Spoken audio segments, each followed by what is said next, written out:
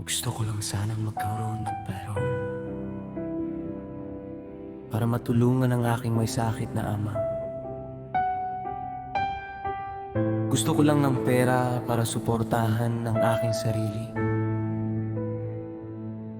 Ngunit sinamantala lamang nila ang aking mga pangangailangan, tulad ng ginawa nila sa aking mga kakilala. Yun lang ang gusto ko, ngunit ginamit nila ang kanilang kapangyarihan hanggang sa huling sandali ng aking buhay. Pinatahimik nila ako, kinuha nila ako mula sa mundong ito para sa kanilang sariling kaginhawahan, at ngayon ay naghihintay ako na mabuhay muli sa paraiso. Salamat kay Jehovah. Gusto kong makalabas sa tiwaling sistemang ito, ngunit para magawa ito, kailangan kong bayaran ng aking kontrata upang hindi ako mapunta sa kapaligirang ito na nagdulot lamang ng pagdurusa para sa akin at sa aking mga mahal sa buhay. Umaasa lang ako na magkakaroon ng banal na hustisya para sa akin at para sa iyo sa lalong madaling panahon. Alam kong ang mundong ito ay nagbabago ng mas malala. Walang makakatakas, tanging ang mga sumasama kay Jehovah ang mabubuhay at makakasama ko sa paraiso. Medyo malayo na lang tayo, hindi na tayo muling magdurusa at mabubuhay akong muli. Makakasama ko ang aking kaibigang si Yu. Menglong tunay na magiging masaya kami. Ako hanya ingin uwang ko untuk membantu ayahku yang sakit. Aku hanya ingin uang untuk menghidupi diriku sendiri, tetapi mereka hanya memanfaatkan kebutuhanku seperti yang mereka lakukan pada kenalanku. Hanya itu yang kuinginkan, tetapi mereka menggunakan kekuasaan mereka sampai saat-saat terakhir hidupku. Mereka membungkamku, mereka membawaku pergi dari dunia ini demi kepentingan mereka sendiri. Dan sekarang aku menunggu untuk hidup kembali di surga berkat Yehovah. Aku ingin keluar dari sistem yang korup ini, tetapi untuk melakukannya aku harus melunasi kontrakku, agar aku tidak berada di lingkungan yang hanya menyebabkan penderitaan bagiku dan orang-orang yang kucintai. Aku hanya berharap akan ada keadilan ilahi untukku dan untukmu segera. Aku tahu dunia ini berubah menjadi lebih buruk. Tidak ada jalan keluar. Hanya mereka yang bergabung dengan Yehovah yang akan selamat dan bersamaku di surga. Kita hanya sedikit lebih jauh. Kita tidak akan pernah menderita lagi dan aku akan hidup kembali. Aku akan bersama temanku Yung, Menglong, kita akan benar-benar bahagia. ฉันแค่ต้องการเงินเพื่อช่วยบอกผิดป่วยฉันแค่ต้องการเงินเพื่อเลี้ยงตัวเองแต่พวกเขากลับเอาเปรียบความต้องการของฉันเหมือนที่พวกเขาทำกับคนรู้จักของฉันนั่นคือตั้งเงินที่ฉันต้องการ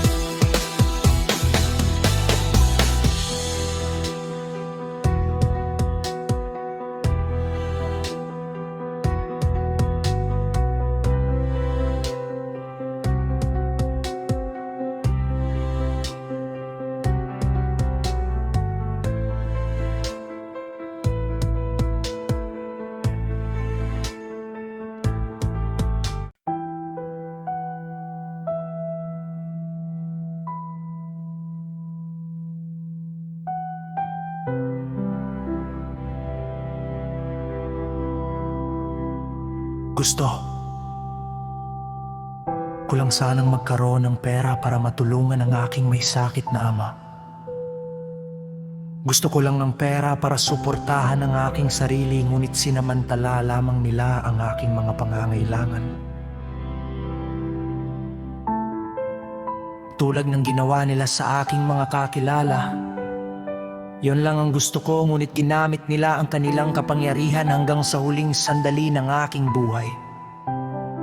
Pinatahimik nila ako, kinuha nila ako mula sa mundong ito para sa kanilang sariling kaginhawahan. At ngayon ay naghihintay ako na mabuhay muli sa paraiso. Salamat kay Jehovah.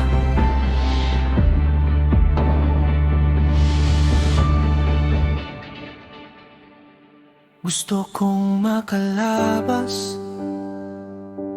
sa tiwaling sistemang ito, ngunit para magawa ito, kailangan kong bayaran ang aking kontrata upang hindi ako nabunto.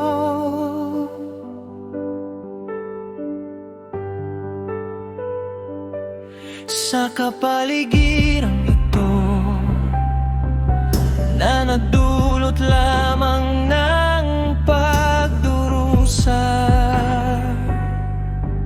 para sa akin at sa aking mga mahal. Sa buhay, umaasa lang ako na magkakaroon ng banal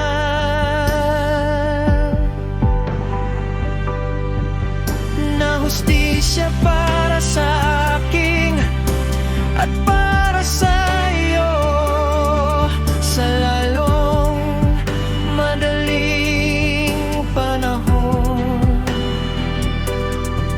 Alam kong mundong ito ay nagbabago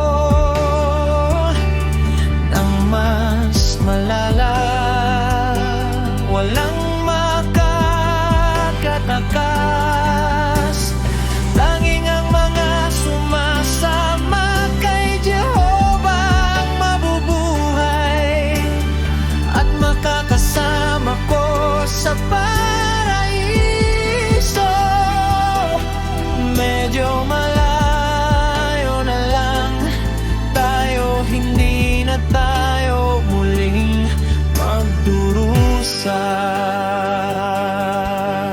Mabubuhay akong muli, makakasama ko ang aking kaibigang siyo. Minglong tunay na magkagay.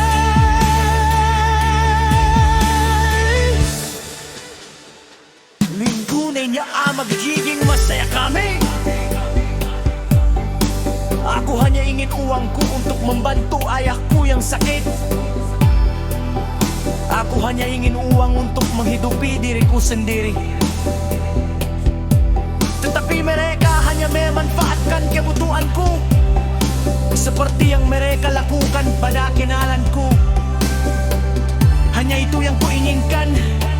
Tapi mereka menggunakan kekuasaan mereka sampai saat-saat terakhir hidupku.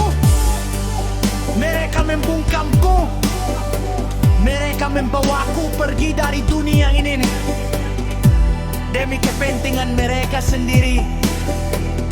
Dan sekarang aku menunggu untuk hidup kembali di surga berkat Yahweh. Aku ingin keluar dari sistem yang korup ini.